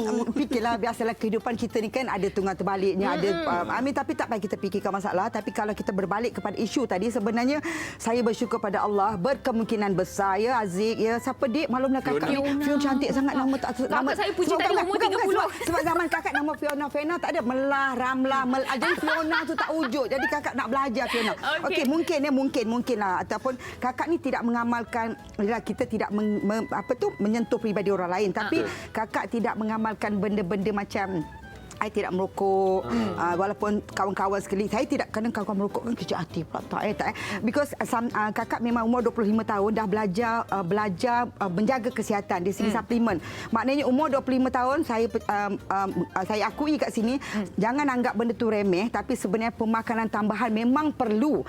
And bila kita makan sesuatu makanan tambahan, orang akan cakap, okey sampai bila nak makan ni, hak berapa? That's why kita kena kerja kuat, kita kena rajin cari rezeki lebih supaya kita tak kedekut untuk membeli benda-benda yang untuk meningkatkan. Kita ni bekerja kadang sebagai pelakon kan, tidur tak cukup dengan cahaya mataharinya, dengan cahaya lampunya, dengan make upnya. So, saya percaya pemakanan tambahan memang membantu, dan kalau kita ada rezeki tidak ada istilah kalau makanan tambahan tu kita anggap macam kita makan nasi. You kena ambil hari-hari. Dia kena spend untuk diri lah. Yes. Macam Kak Liza tadi cakap kan, sibuk berlakon, lepas tu kena makan sihat dan sebagainya. Adakah Kak Liza sendiri pun mengamalkan exercise dan sebagainya? Mungkin yoga kat rumah. Dia tengok badan ni macam nak mengaku sesat, macam orang tak berapa percaya sangat. Macam mana nak tipu ke cakap betul. Okey, kita telah tipu sikit. Nak kamera ni memang nampak gemuk lah kat luar. Mana tak ada lah. Mana ada. Angle ni salah lah. Aduh.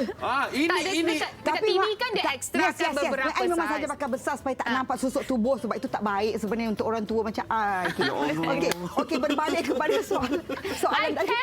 You cannot. Apa soalan tadi ya? Soalannya adakah Kak Liza? Saya pun dah lupa. Okey, selain kita 1 jam tak apa. Sebab Kak Liza kan sibuk syuting dan sebagainya kan. Exercise. Okey. Saya Exercise. tak nafikan masa sekarang memang dah 50-an. Saya rasa semua wanita di luar sana, lelaki pun, kita akan rasa 30 tahun kita rasa macam confident. Kita tak akan rasa pertukaran ketara sangat. Sebab saya bersalin anak pertama 25 tahun, tak ada diet, tak ada apa, kurus je. 29 anak kedua tak ada fikir. Tetapi bila menjelang umur kita 30-an, masa tu tidak ada anak pun tapi dah mula rasa sedikit. 30-an sebelum 40 saya ada satu, saya masa tu menjadi kata orang tu letak produk kecil lah. Ni anak akak ke? Ya, anak ayah sulung. Elok tak nampak macam sebaya. Elok macam maknya. Nak cakap ke nak tengok anak sekarang ni? Okey, cakap. Okey, memang at one time memang pergi gym, semua memang menjaga. Itu kita tak nafikan, sebenarnya perlu. Tetapi kita kadang-kadang bila kita nak buat sesuatu kita jadi alasan tak ada masa lah. Sebenarnya kita memang kena exercise, tetapi tak dinafikan dah umur 50-an kita akan rasa satu benda yang sangat-sangat berbeza. 40-an berbeza, 50-an berbeza. Tetapi untuk 50-an saya tahu saya tidak boleh terlalu kurus sangat, tak bagus sangat pun, tetapi saya rasa sepanjang kita syuting tu pun satu exercise sebab kadang berjalan pagi sampai ke malam. Kadang-kadang budak-budak muda tanya dapat energi daripada mana? Bekerja daripada pagi sampai kenapa ketawa bercakap? Siapa yang ketawa tadi? Siapa kata Siapa yang ketawa tadi? Siapa ketawa pasal cakap pasal budak muda? Tak baik tau. Kena budak-budak appreciate dia tu akak dapat energi kat mana? Tapi mungkin pemakanan lah, pemakanan tambahan. Ni. Apa tu? Kita punya mental lah. Betul. Kita kena fikir yang baik-baik lah, insyaAllah. Okey, untuk kita sentiasa positif. Okey, sebab tapi saya... Tapi pun elok juga ni akak tengok ni. Alamak. Ini kenapa ni live Ini live dah. Kita kat luar patutnya. Okey, kita cakap pasal tadi dah lupa dah persoalan tadi. Positivity. Ya, pasal positif. So saya kenal Kak Liza dah lama. Ya, betul. Saya tahu yang Kak Liza sentiasa positif. Apa jadi pun. InsyaAllah. Ada masalah kat tempat syuting ke apa ke, Kak Liza adalah sentiasa positif. InsyaAllah. Jadi, macam mana untuk kita kekal positif? Okey. Dekat mana-mana tu, Kak Liza? Itulah memanglah benda tu kita cakap memang mudah. Tak macam contohlah ada masalah. Kadang kita kata jangan fikir lah. Tapi kan kita fikir balik ataupun sebab kita nak bila kita bekerja dalam sesuatu keadaan dalam tim kita memang tak suka ada benda-benda yang negatif. So kalau kita sebagai tua di situ menggalakkan benda-benda negatif akan jadi negatif. So saya bawa kaca sebab saya fikir macam ni. Kalau kita terdengar benda buruk, apa kita buat? Kalau kita fikir kita mencari, kita mengorek. Contohlah, dia ni kata dia ni, kita cari. Apa kita dapat? Apa kita dapat? Kita tak akan dapat jawapan pun. So insya-Allah slowly bukanlah baik sangat pun.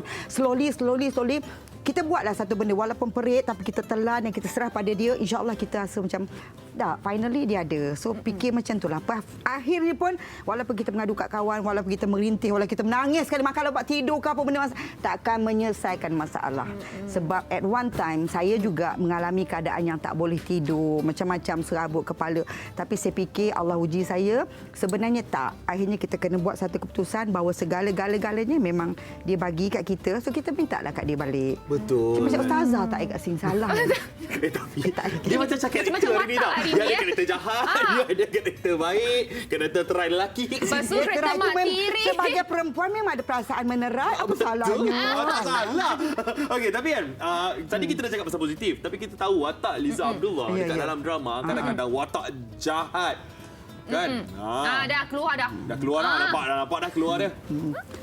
Kita ni bukannya baik. Manusia ni jangan cakaplah. Dia tetap ada ada setul hati tu kan. Kadang-kadang kita turun naik tu tak ada. Tapi kalau berlakon, of course lah sebagai pelakon kita kan jadi orang lain. So saya ni pula ada satu sifat yang saya kenal diri saya kena puji lah. Saya kalau buat sesuatu saya boleh ke puji. Boleh. Tadi you puji jadi saya tak salah puji tak puji sendiri. I puji sendiri. Saya ni alhamdulillah dah dalam industri dah almost dari 40 tahun dah sebenarnya almost Saya bersyukur pada Allah. Saya kalau buat sesuatu kerja tu saya memang ada sifat yang mesti buat bersungguh-sungguh, mesti buat yang terbaik. And kalau berlakon watak jahat tu macam saya akan buat sejahatnya. Macam tu memang rasa macam gugam macam nak lampai. Macam ni nak macam tu. Itu saya. Jangan buat muka. Tapi kita berlakonkan teknik. Kalau Fiona jadi anak I, kalau nakal aku pijak-pijak memang kena ni. Dia tak buat jahat pun dah kena pijak ni. Saya baru puji kakak. Rewind balik. Itu lakonan. Tapi berbalik kepada tadilah memang sesuatu yang saya buat tu baik watak sedih ke, watak jahat ke, watak baik sangat pun sebagai pelakon saya rasa saya tak perlu cakap pun, umum dah tahu, ramai pelakon kat Malaysia ni tahu bahawanya sebagai pelakon kita kena buat sesuatu yang kita dapat rasa. Bila kita dapat rasa, of course penonton akan rasa. Begitu juga bila kita bercakap dengan kawan-kawan, keluarlah habis. Walaupun benda tu perit, kebenaran itu pahit, cakaplah, luahlah. Suka tak suka kena luahkan. Betul.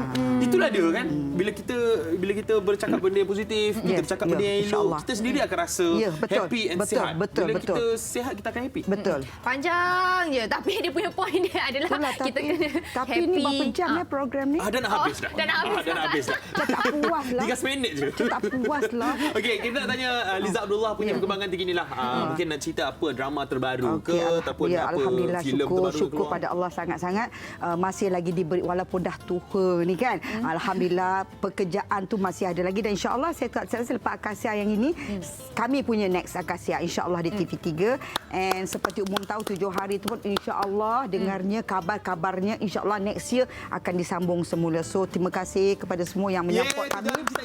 Ya, insya-Allah. So doakan yang paling saya harapkan daripada penonton di luar sana, doakanlah kesihatan yang baik supaya kita dapat bekerja dengan lebih baik. Amin. Dan jangan lupa follow Instagram Liza_Abdullah. Artinya follower tu tak ramai tu 37 orang. Itu pasal mara paksa. 37 itu. 374 buat lah. tak ada lagi. Tak apa, yang paling pentingnya ramai kenal Kak Liza dah. Alhamdulillah. Kita nak ucapkan terima kasih Itulah Kak Liza. dia. Seorang yang sangat cantik. Allahu Akbar. Di pertengahan usia kita boleh dapatkan tips-tips. Nak kata pertengah dah lebih berpertengahan dah ni. Tak bagi kita memang pertengahan. Kat situ je. Alright, kita ucapkan terima kasih pada Liza Abdullah. Telah sedia bersama dengan kita. Congrats sebab dah dapat 2 menantu. Alhamdulillah setahun sampai 2. Alhamdulillah. Terima kasih sangat ya dan terima kasih Aziz, terima kasih Fiona. Minta maaf ya kadang-kadang kita ni bercakap lupa dunia kan. Ya, betul. Tapi itulah dia seorang Liza Abdullah. Dan anda semua terima kasih kita ucapkan kepada penonton Borak Kopitiam yang follow kita dekat Facebook, yang tengok kita daripada pukul 8 tadi dekat TV3. Jangan lupa minggu depan masa dan juga surat tentunya saluran yang sama kita akan bersiaran dengan hos-hos yang lain pula. Betul. Hari Sabtu dan Ahad pukul 8 pagi sampai 9:30 pagi. Kita jumpa lagi. Saya Haziq Husni. Saya Fiona. Dan ini saya Liza Abdullah. Kita jumpa lagi. Assalamualaikum. Bye-bye. Bye-bye. Macam aja dia pengacara lepas.